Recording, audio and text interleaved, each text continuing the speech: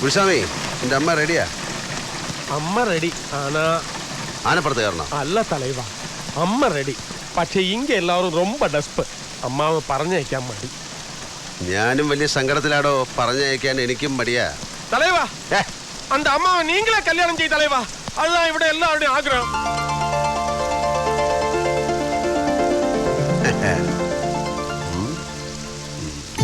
யார வேணாலும் கல்யாணம் பண்ணலாம், அது ஈஸ்வர நிச்சயம். പക്ഷേ யாராயிருந்தாலும் ഒരുമിച്ച് ഇവിടെ വരണം ഒരു നാൾ. അവൾ വരുവാളാ എന്നോടഞ്ചു പോന നെഞ്ച ഒട്ട വയ്ക്ക. അവൾ വരുവാളാ. ജാനകി റെഡി?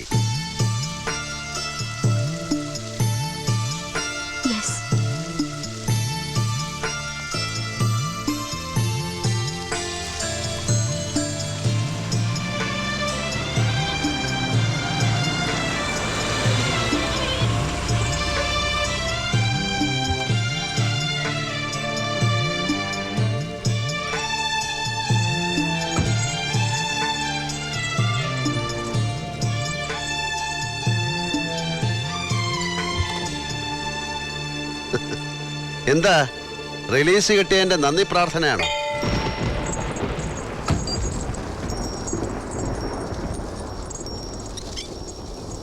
ഇത് കുമുദത്തിന് വേണ്ടിയാ. ഇവിടെ വന്ന് പ്രാർത്ഥിച്ച നമുക്ക് വേണ്ടപ്പെട്ടവരുടെ വിവാഹം എളുപ്പം നടക്കുമെന്നാണ് ഒരു മിത്ത്. അവൾക്ക് പാവം നല്ല വിഷമമുണ്ട്. പ്രായം കൂടുതലേ. തടിയും കുറച്ച് ഓവറാ. പേരറിയാത്ത ദേവി അതങ്ങ് നടത്തിക്കൊടു. ആ പാവം ഗൗണ്ടറുടെ ഒരേ ഒരു പ്രശ്നമാണ് നീണ്ടു പോകുന്ന സഹോദരിയുടെ വിവാഹം. ഞാനും കൂടി പ്രാർത്ഥിച്ചിട്ടുണ്ട്. ഫലം ഉണ്ടായെന്നറിഞ്ഞാ ഞാൻ തന്നെ അറിയിക്കാം. ഇല്ല, വളരെ ലേറ്റായി ചെന്ന ഒരു നിവേദനമുണ്ട് ഈ ദേവിയുടെ മുന്നിൽ. വളരെ വളരെ ലേറ്റ്. പാവം ദേവി കൈമലർത്തി കാണിച്ചു കാണും. ആരോട്? കുമുദത്തിനോട്. അവൾ എന്ത് പ്രാർത്ഥിച്ചു? ഒരു വിവാഹം നടക്കാൻ. വധു ഈ ജാനകി, വരൻ ഈ രാവണൻ.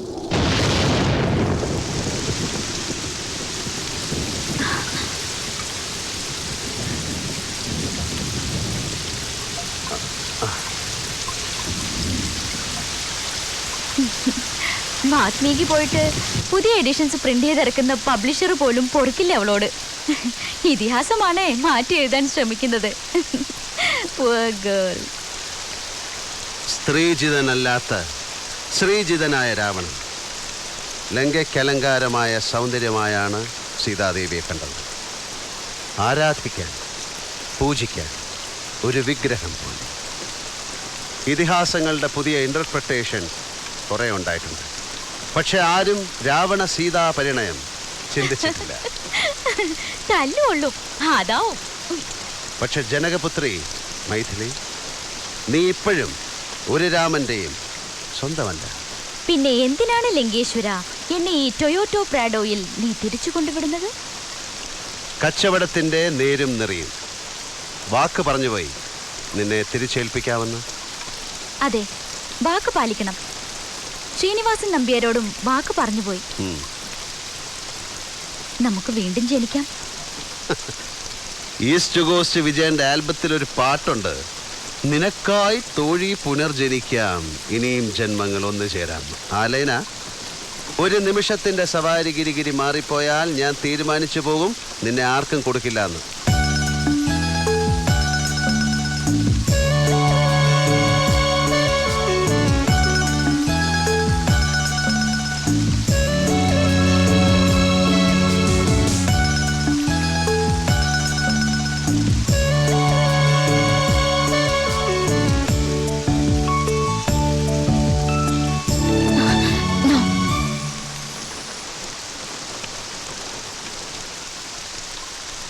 എടാ IPS കാരൻ മോഡേൺ രാമ, മോനെ, നിനക്ക് ഈ ലോകത്ത് വേറെ എത്ര വെമ്പിളാരെ കിട്ടൂടാ കോപ്പെ? ഇന്ദ്രനീല ശോഭയാർന്ന ആകാശവീഥിയിൽ ഒരു പുഷ്പക വിമാനം പ്രത്യക്ഷപ്പെട്ടെങ്കിൽ, ഇവളൊഴികെ മറ്റെന്തും മനസ്സിൽ നിന്ന് മാഞ്ഞു പോയിരുന്നെങ്കിൽ, ഞാൻ ഈ അമ്പോറ്റി കൊച്ചിനെയും കൊണ്ട് പറന്നേനെ.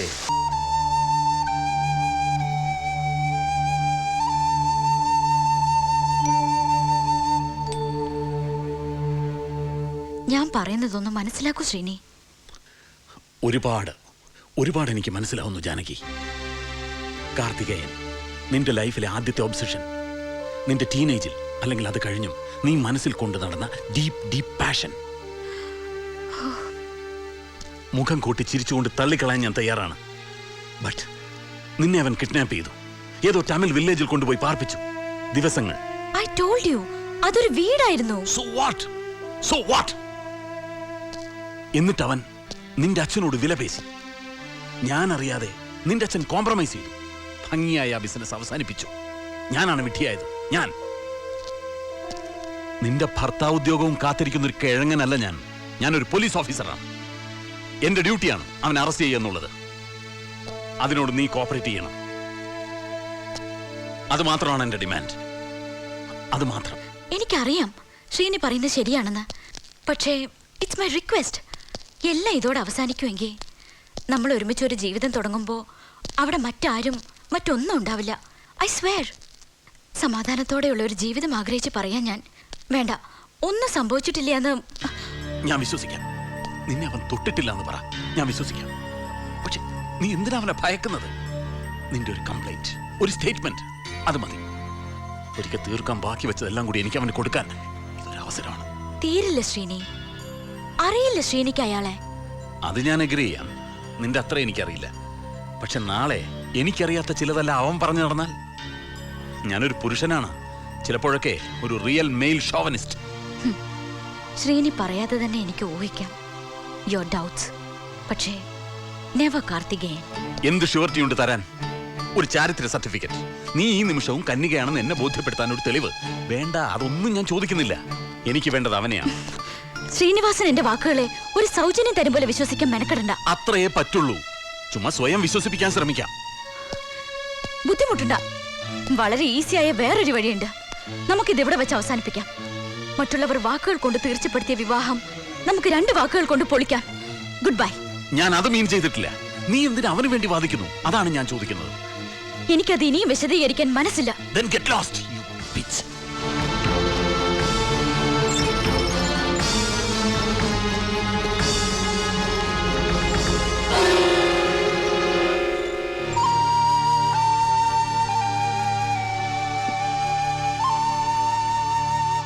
SP ശ്രീനിവാസൻ ഇപ്പൊ എന്താ വേണ്ടത്? എന്നെ അറസ്റ്റ് ചെയ്യണോ? ചെയ്യട്ടെന്നേ. നീ അവളെ വിളിച്ചു പറ, അവൻ എഴുതി കൊടുക്കുന്ന കംപ്ലൈന്റിൽ ഒപ്പിടാൻ. അവള് ചെയ്യില്ല. ഇതിപ്പോ ശേഖരന്റെ തോന്നിയാസം ഒന്നുകൊണ്ടുണ്ടായ അൽക്കുലത്തല്ലേ? കല്യാണം മുടങ്ങി അതും കലക്കി. കൊണ്ടുവയ്ക്കേ. സുഹറ, നീ പറ, ഞാൻ എന്താ ചെയ്യേണ്ടത്?